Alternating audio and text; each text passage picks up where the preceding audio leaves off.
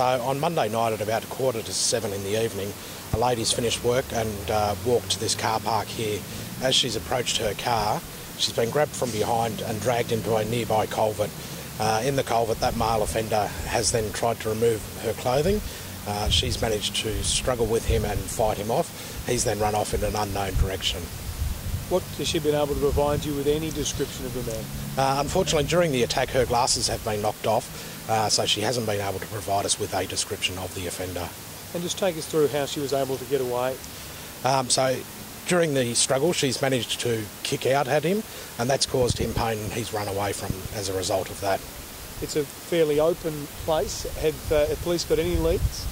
At this stage, we're appealing for a possible witness in a dark XB Falcon who was seen in the car park around the time of the offence. This is a very brazen attack in a busy area. At this stage, it's an isolated incident, though. And what was the lady's sort of itinerary, if you like? Had she just finished work, or what was she doing? She'd finished work, gone to the supermarket, and was on her way to a car to travel home. The lady's still very upset, as you can imagine, in this sort of assault. Physically, she has only minor injuries. It's a, unfortunately, sort of busy day for your squad, Andrew. I mean, it must sort of be disappointing to see these sort of things going on. It's always disappointing when these sort of crimes happen. At this stage, this one is an isolated incident, though. No, we don't believe the offender is known to the victim at all. And how were police notified? What were the victim's movements after the attack? So while the victim's in the ditch, she's managed to use her mobile telephone to contact a friend, who's then alerted the police, and police have found her in the culvert behind me. While the assault was still going, she made the phone call? Or? No, after she kicked him and he fled, she's then managed to contact her friends, who have contacted police. So how long do you think she was lying in the ditch? It's taken some time because of communications for police to find her. I'm not sure the exact amount of time. Was she injured?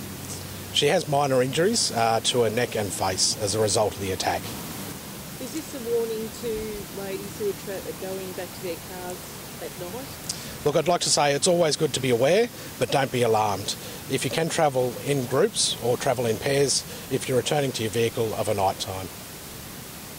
How would you characterise the person that has crept up behind somebody and dragged them down into a ditch?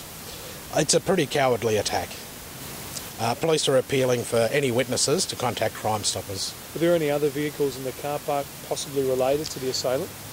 At that time of night, this car park is pretty empty, but we would like the owner of that vehicle to contact police. The victim is a 49-year-old female who works in the local Echuca CBD. The public response has been great, but if anybody else has any information, if they could contact police or Crime Stoppers. There is water in the ditch, and if she hadn't have been found, it could have been a very different story.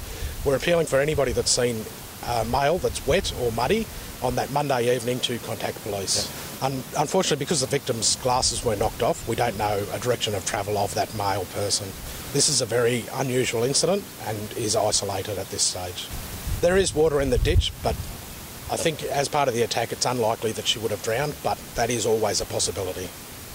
Okay, so for the Echuca Moama area, which is a safe, really safe community, this is an awful crime, and it's a timely reminder for all of us to just think about our own protective behaviours and how we look after ourselves and how we look after each other.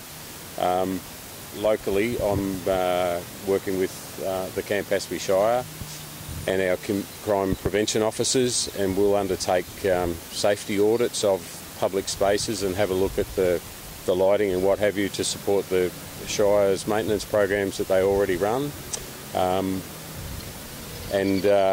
On Tuesday evening, we're going to have an information caravan set up here, so we're really keen to maintain our contact with people who work in the Echuca CBD area and park their vehicles here so that we can pick up any more information that people might remember between now and Tuesday. So we'll run that caravan from 3:30 Tuesday afternoon through till about 8 o'clock at night. Increased patrols? There's been increased patrols since, all weekend. We also had a traffic operation running in town last night, so those units were briefed in terms of what had occurred on Monday night, and were also assisting us with those patrol and intercept work around the town.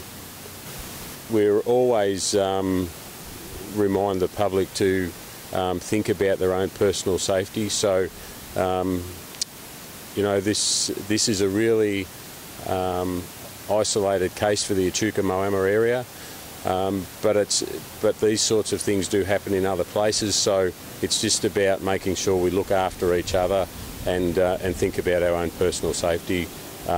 It's just a good reminder for us.